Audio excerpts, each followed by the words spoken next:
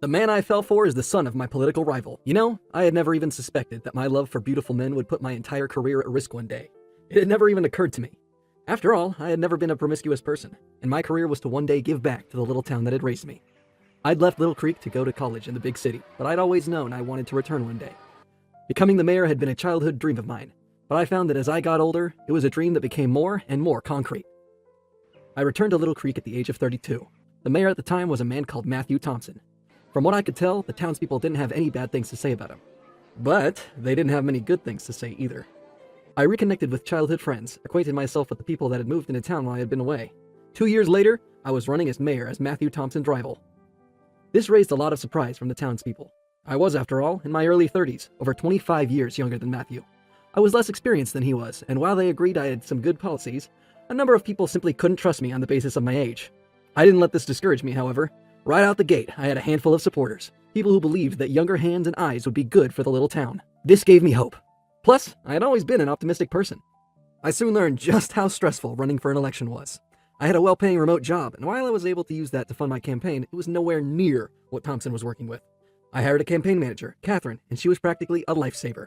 She kept me in order, told me everything I needed to know that I already didn't.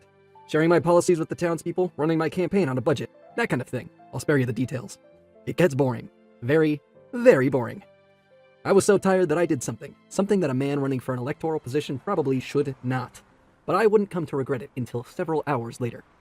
I got in my car and drove out to the nearby city. I visited this place occasionally, still not used to the quiet of my little hometown. And as I drove, I knew exactly where I was going. Angel's Eye was a cute little gay bar that I had discovered on my first year back home. There was, of course, no such establishment in Little Creek itself, so I had been pretty happy to find one so close to it. I'd met a few guys there, and while some of them were good enough lays for the occasional one-night stand, I had never experienced anything that started a serious relationship, unfortunately. That was something I wanted almost as badly as wanting to be mayor. That night was quiet, or maybe I was just there early. I had resigned myself to having a few drinks and leaving until I caught the eye of someone I had never seen before. I knew the regulars. I was one myself. That's how I knew for sure that I had never met this particular guy before. He sat on the other side of the room, watching me. He looked to be a couple years younger than me, with milky skin and straight, deep red hair that stopped just below his chin and framed the sides of his fair, oval face. He stared at me with hooded eyes that I could tell were pure green, even from where I sat. As soon as we made eye contact, his lips curled into a smile. I nearly looked behind me to check if he was really giving me such a look, but I knew there was no one behind me because I was sitting right by the wall. It's not that I didn't see myself as attractive enough for positive attention. I knew I was fairly good-looking, tall, well-built, tan skin and dark brown hair that stopped just above my ears. I got compliments for my looks, and especially my deep blue eyes. But I had never in my life had such a beautiful person express interest in me, so openly. I smiled back. The stranger was up in an instant. Gazes followed him as he made his way over to me and sat down in the empty seat next to me. "Hello," he said. "Hi," I said back. I really hoped I didn't look as starstruck as I felt. "I'm Rory," the red-headed man said casually, his smile widening. The lights danced in his eyes. "What's your name?" Alexander, but you can call me Alex." Rory wasn't coy, even though his playful smiles and glances gave me the impression that he would be. But it was clear what he wanted, and it was clear that I was more than happy to give it to him. I woke the next morning to a slight headache, the feeling of a warm, slender body sleeping against me, and the vibrating of my phone on the nightstand. With a groan, I untangled myself from Rory's hold and reached out to grab my phone. It was unsurprisingly Catherine. "Where have you been?" she demanded as soon as I picked up the call. "Good morning to you too," I said dryly. I slid out of bed, wanting to chase the slight ache behind my eyes away.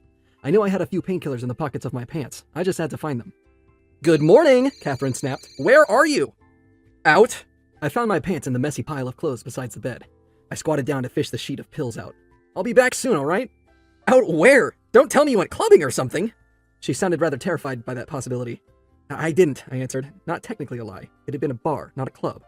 I found my pants and located what I was looking for, but something near Rory's pants caught my attention. It looked like his wallet, open on the floor with its contents spilled out onto the floor. I decided to help him gather them up. "Well, call me when you're back," Catherine was saying. I hummed in response. There was a small laminated card nearby. Rory's ID? I grabbed it, standing up. What was his last name anyway? "We've got to talk about your next couple of moves," she continued, but I had stopped listening. Something about Rory had seemed unusually familiar. His eyes, the way he smiled. Of course I had not been able to make the connection immediately. Mayor Thompson was a good deal older after all, and nowhere near as pretty. But the name that was written on the card made it all click in an instant. Rory Thompson. Catherine was still talking, calling my attention. I didn't respond, instead turning back towards the bed. Rory was awake now, sitting up in bed. He was staring at me with that same mysterious smile. "Catherine?" I mumbled. I'll call you back." I didn't wait for her to say anything else before I hung up. Good morning, Alexander Johnson, Rory said, reclining back against the headboard. I cringed. I had never given him my last name. Did you sleep well? I'm done for, I thought. Rory was not just a distant relative of Matthew Thompson. He was his son. I knew he had a son. I had just never seen the guy before. You're, Mayor Thompson's son, I croaked out. Rory laughed. Isn't the resemblance obvious? I covered my face with one hand. What do you want? I asked, my voice soft. What? What do you want? I asked again, looking up at him sharply. You came out here. You found me. You slept with me. All that was obviously on purpose. What do you want from me to keep this quiet? Rory blinked in surprise before sitting up again. I don't want anything, he insisted. Except your number, maybe. I frowned. I don't get your meaning. I want to get to know you better, Alex, Rory said. His voice was soft and relaxed, but something about it felt dangerous. Like some kind of siren song. If you think I'm trying to blackmail you or anything, you are mistaken. I tried to get a read on whether he was telling the truth or not by looking at his face. I was good at reading people's expressions, or so I thought, but Rory was impossible to read. That small smile could have 101 different meanings. Without another word, I got dressed, gathered up my things, and left. I felt Rory watching me the entire time, but he didn't say a word. I was so shaken that I didn't realize that I had forgotten the keys to my study in that hotel room. They might have fallen out of my pocket, much in the same way Rory's wallet had. I had a spare, so it wasn't a problem, but I was disturbed by the idea of Rory having some sort of proof that we had been together that night.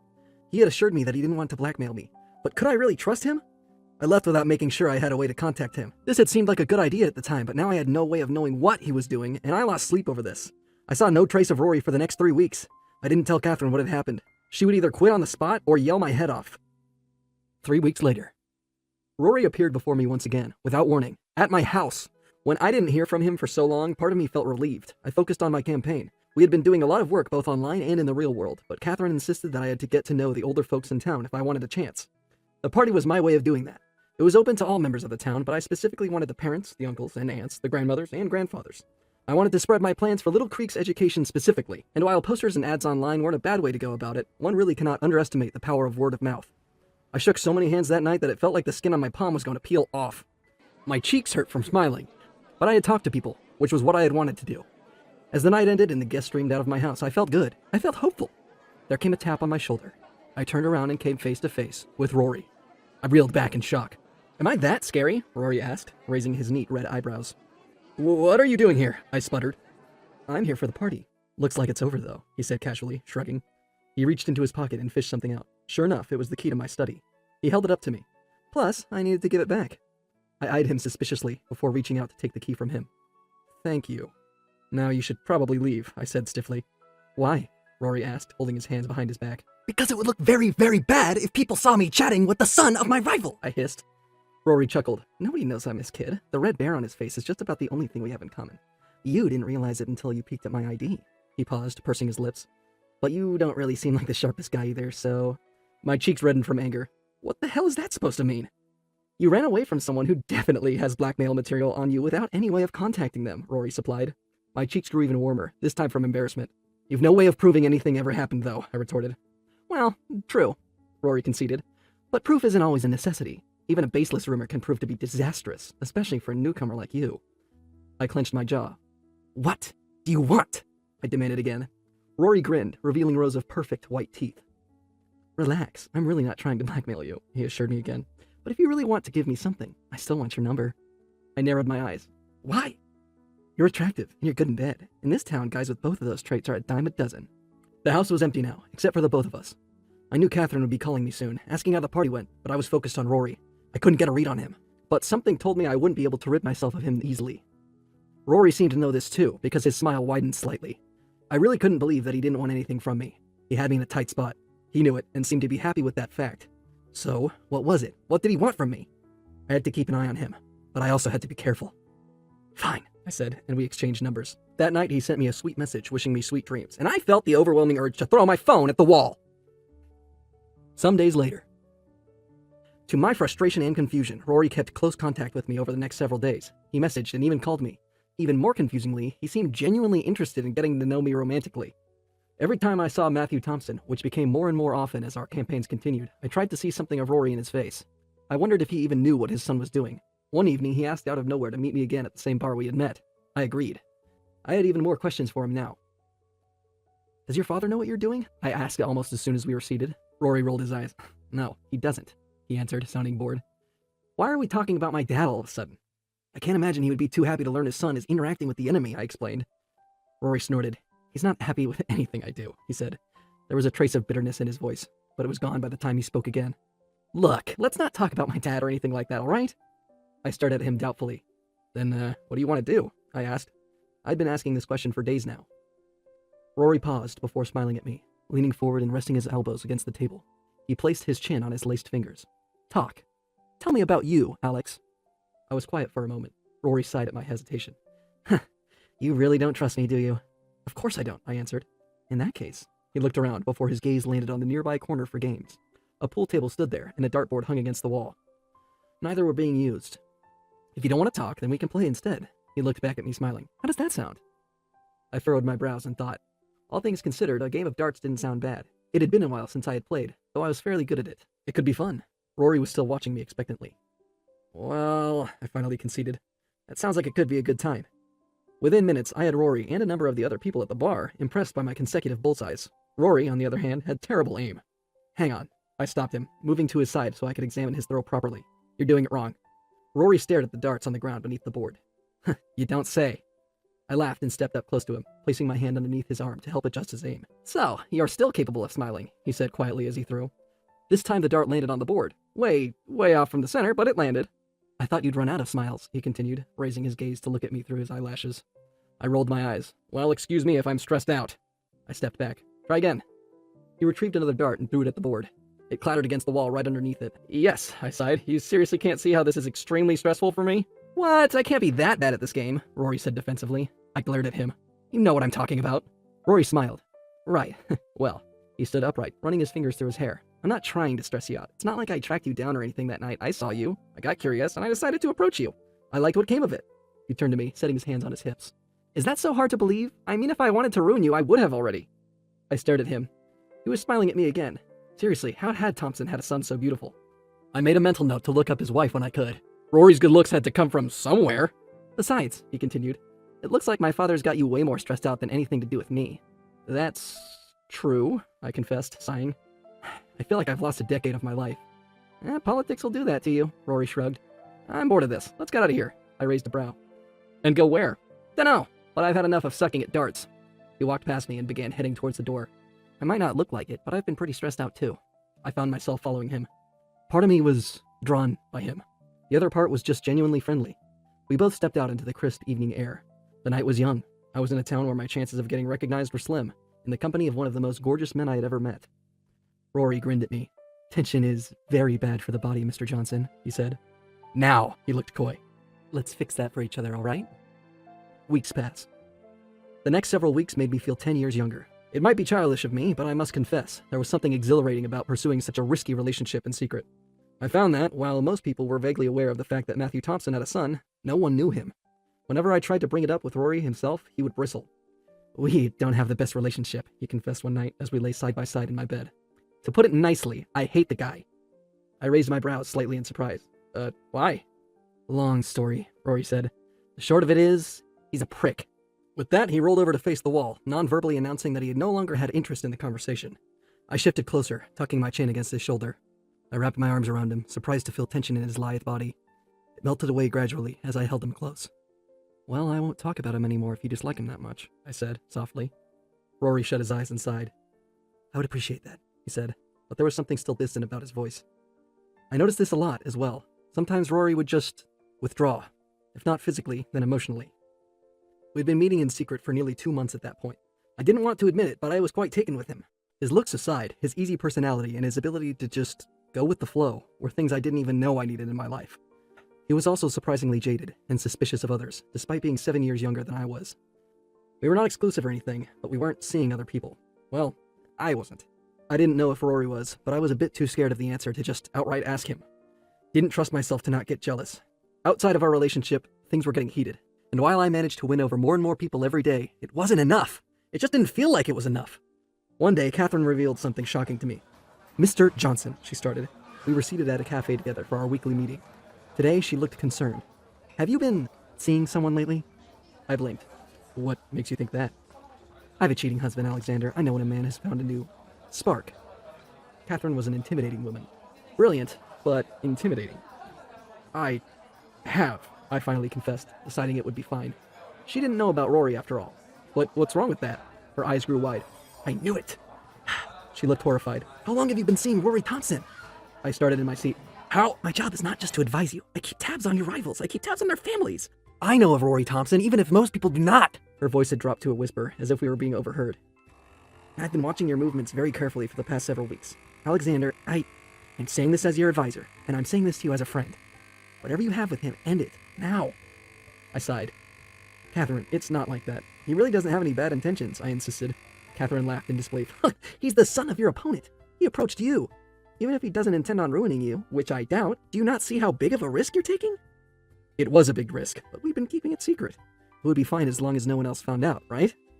I've said my piece, Catherine huffed, suddenly starting to pack up her things. I've seen men with potential get screwed over by things like this. Don't be one of them. I'll see you next week. With that, she pushed back her chair, stood up, and walked out of the cafe. I sat there, stunned. I had come to trust Rory. Part of me that I did not want to acknowledge had really come to like him. But Catherine's words had resurfaced the doubt that I had buried away. Did Rory really have ulterior motives? He arrived at my house late that night, making sure not to be seen by anyone like he usually did. What's wrong? He asked me as soon as he saw my face. He looked worried about something. I stared at him for a moment.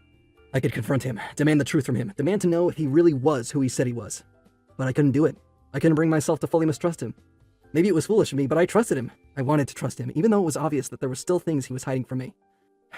Nothing, I said finally, smiling. I'm just a bit tired. Oh, how wrong I'd been. Days later. The call from Catherine came in the middle of the night. I told you, she started saying as soon as I answered the phone. I told you that boy is up to no good. Those words smacked away any sleepiness that was left in my eyes. What are you talking about? I breathed. He's using you, Catherine continued, but not for what I thought. Check your email. Frantically, I grabbed my laptop off the table and I put it on. I navigated to my inbox and opened the mail Catherine had just sent me.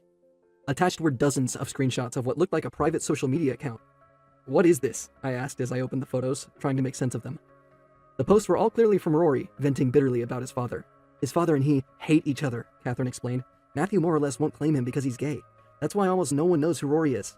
I frowned. I had already suspected that. What does that have to do with me? I asked. Read the last post. My eyes found the very last screenshot attached. This was the most recent one, dating several weeks in the past.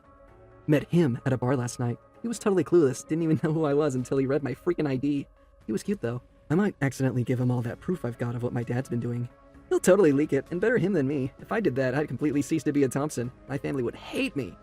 I should probably get closer to him. He was really freaked out when he realized who I was. He was into me though, so it should be pretty easy. I was the subject of these posts. Catherine. I shook my head in disbelief. Catherine, how did you get these?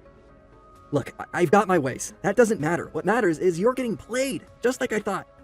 I didn't want to believe it, but the evidence was right in front of me. Rory's entire reasoning for getting closer to me wasn't because he genuinely liked me. It wasn't even because he wanted to ruin me. He had incriminating information about his father, but he did not want to be the one to reveal it to the public. He wanted me to trust him, so I would believe whatever information he gave me, and then reveal it myself. I was just a tool for his revenge against his father. Without another word, I hung up and called Rory. Despite it being so late at night, he answered the phone right away. Rare for you to call this late. His voice was flirtatious. Did you miss me that much? Get over here, I hissed. I was momentarily surprised by the anger in my voice. Now. Rory fell silent. Why? What's up? He asked warily. Just come over, I said sharply before hanging up. He arrived within the next 30 minutes. So, when were you going to tell me you don't actually give a damn about me? I demanded. He blinked at me in shock. Alex, what's gotten into you? The confused, imploring look in his eyes just made me angrier. You're using me. I smiled dryly. You just want to use me to ruin your dad, don't you? Because you're too much of a coward to do it yourself. This stunned Rory into silence. And then, how did you know about that? He asked. My nostrils flared. I was hoping he would deny it. But this was just confirmation that everything Catherine had shown me was the truth. Furious, I stormed past him, opening the front door he had just stepped through. Get out, I demanded. Alex, wait, he started, but I didn't want to hear it. Get out! Whatever you want to use me for, I don't want any part of it. I had not felt so betrayed in a long time. It was such an intense emotion, I realized, that it had to be because I had come to care for Rory more than I should have. I felt like a fool. Alex, please, he begged. He looked genuinely panicked. I had never seen him with such an expression on his face before, so I paused for a moment. That was what I was planning all along, he confessed. But being with you has been amazing. He stepped closer to me, taking hold of my sleeve. I swear, it's so much more than that now. You're... He trailed off. There was something that resembled sincerity in his eyes, but at that moment, I really didn't want anything to do with him anymore. I should have trusted my gut, I muttered bitterly. I knew there was something off about you. Rory's lips flapped wordlessly, before he eventually fell completely silent, his shoulders sagging in defeat.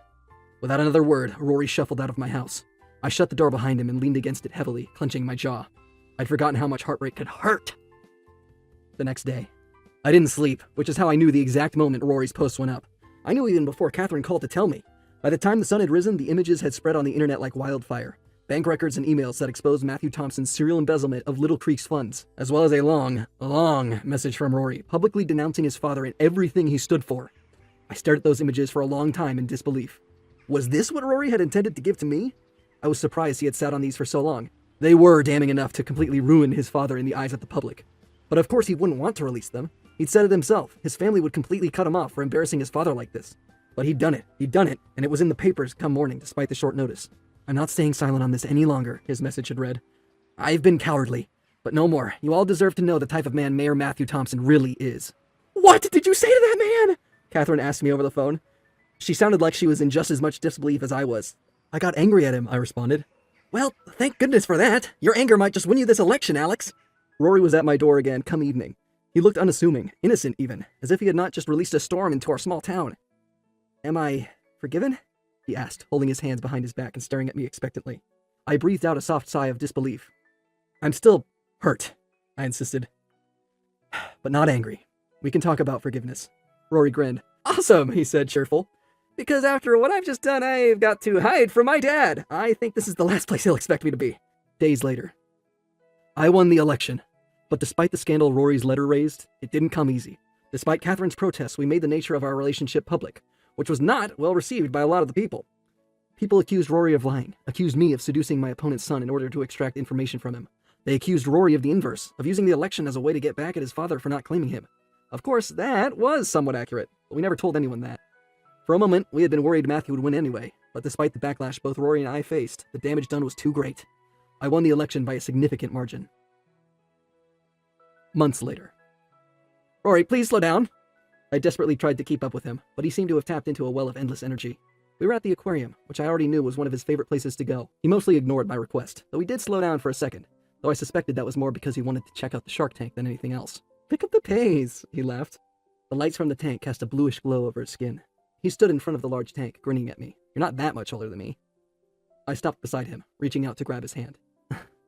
This is the best date night ever, Rory sighed, watching the shark swim lazily. It looked almost as tired as I felt. We've come here almost 8 times by now, I said. Not that I minded. Rory stepped closer, holding onto my arm and resting his head on my shoulder. And each time feels absolutely magical with you. His voice sounded sweet and happy, like a song. I sighed and rolled my eyes with a smile, before bending my head slightly to rest it against his. We had been dating for 3 months at that point, and they had not been easy. Turns out the only thing harder than running a campaign to become mayor was actually being the mayor. But Rory, with his sweet mischief and contagious energy, was always a source of comfort for me. He always laughed and called me corny whenever I called him my red-headed savior, but I could tell he loved it more than anything. Conclusion. Just as he had suspected, Rory's family disowned him entirely for essentially ruining the family name with his antics. To my surprise, though, Rory had not been very bothered by this. Rory moved in just a month after my win was announced. Within the next 7 months, we were engaged. And 6 months later, we were married. The end. Have you ever gotten the immediate feeling that you shouldn't trust someone? Were you wrong about them? Thanks for watching. Consider subscribing to become a part of our Rainbow Force and stay wholesome.